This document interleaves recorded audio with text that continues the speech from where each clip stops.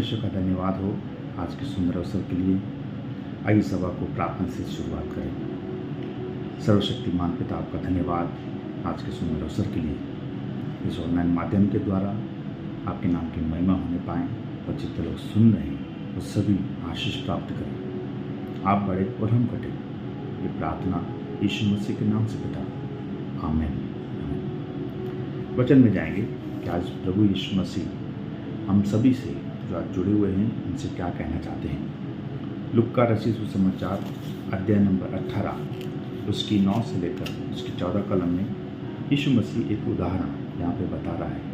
उदाहरण किस संदर्भ में है? जो अपने ऊपर भरोसा रखते हैं और दूसरों को वो तुच्छ जानते हैं और खुद को धर्मी समझते हैं, उनके बीच में यीशु मसीह एक उदाहरण रख रहा है। 2 लोग मंदिर में प्रार्थना करने के लिए गए, ऐसा यीशु मसीह वहाँ पे बता रहे हैं। 10वीं कलम में 2 मनुष्य मंदिर में प्रार्थना करने के लिए गए, एक फरीसी था और दूसरा चुंगी लेने वाला। फरीसी में जो संसार में या लोगों के सामने अच्छी तरह से धार्मिकता के बारे में काम करने वाला, सिखाने वाला, न्याय रीति से लोगों के सामने जीवन जीने वाला, ऐसा व्यक्ति जो बाहरी तरीके से धर्मी दिखता है।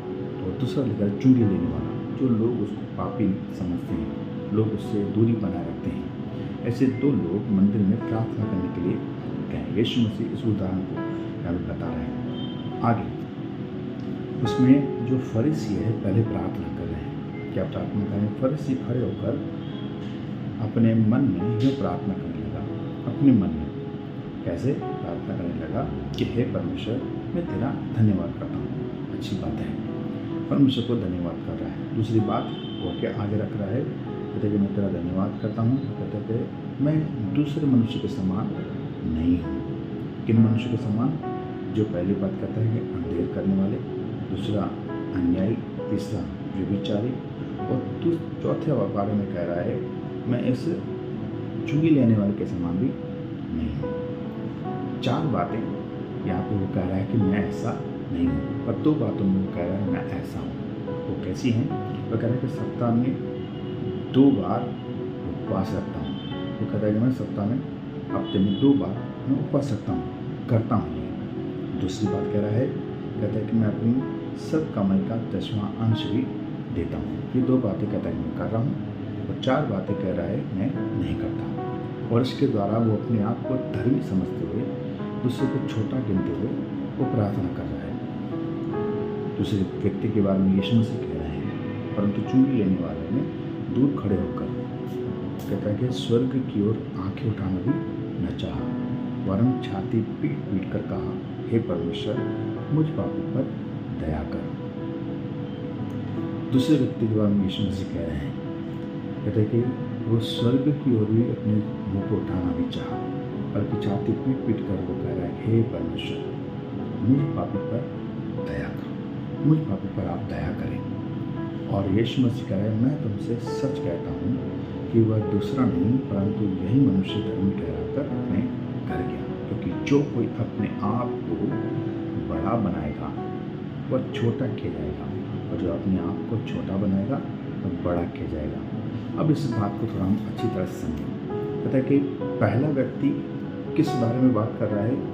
वो कहता है कि मैं दूसरे मनुष्य के समान नहीं हूँ, और उसको पता है मनुष्य का जीवन कैसा है। कोई इंसान मनुष्य के जीवन को जांच नहीं सकता है, केवल परमेश्वर। जब इंसान ऐसा कहता है मैं जानता हूँ मनुष्य कैसा जीवन जी रहा है, तो वो झूठ बोल रहा है।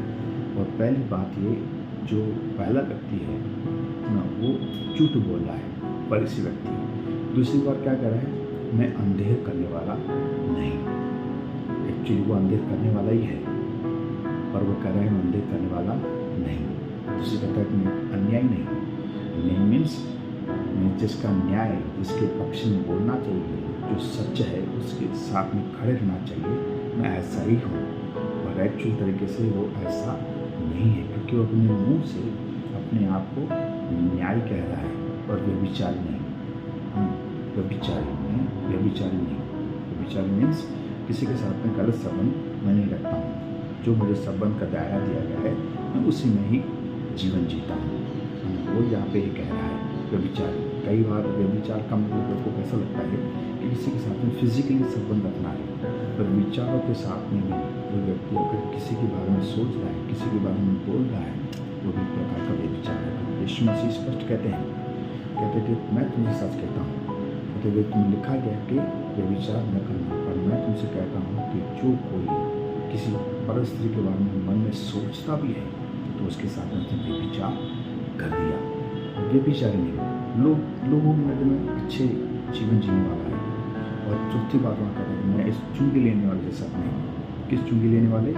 जो उसके पास में खड़ा है, उसको तुच्छ गिनते हुए, उसको नीचा गिनते हुए, उसके जीवन को लोगों के सामने छोटा गिनते हुए अपने आप को बड़ा बनाने के लिए मैं इस चुंगी लेने वाले के जैसा भी नहीं। और अभी अपनी भलाई की बात अभी और प्रकट करके बता रहा है, मैं हफ्ते में 2 बार उपवास रखता हूँ और अपनी आमदनी का, अपनी इनकम का 10वां अंश भी मैं सेवा में दे देता हूँ। परमेश्वर गाइड करने की कोई ज़रूरत नहीं है, परमेश्वर को बताने की ज़रूरत नहीं है मैं ऐसा नहीं हूँ, मैं ऐसा हूँ। उसको सब पता है, पर वो हमारे पापों का अंगीकार सुनना चाहता है।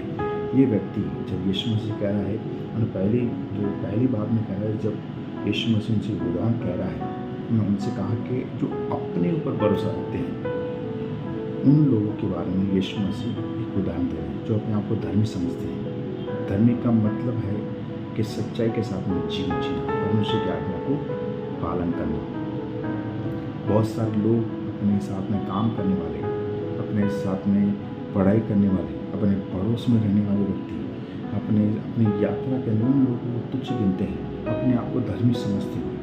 पर परमेश्वर ऐसा कहता है कि ऐसा तुमको बिल्कुल नहीं करना चाहिए, बिल्कुल भी नहीं, बल्कि परमेश्वर के हाथ में सौंप देना चाहिए सारी बातों के लिए।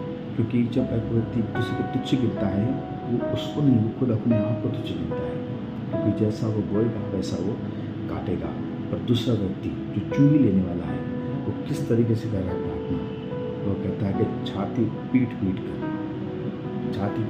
वो कह रहा है कि स्वर्ग की और अपनी आंखें भी उठाना नहीं चाहा। दूसरी बार में जब दूसरा व्यक्ति कहता है कि वो पास भी नहीं किया, अपने आप को इतना छोटा, इतना तुच्छ, इतना अपने आप को गलत समझ रहा है, खुद को अपने आप।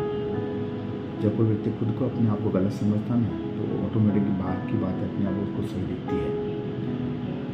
वो पास आना भी नहीं चाहा और स्वर्ग की ओर भी आंखें नहीं उठाई, बल्कि छाती पीट पीट कर वो अपने पापों का अंगीकार करने लगा। कैसा?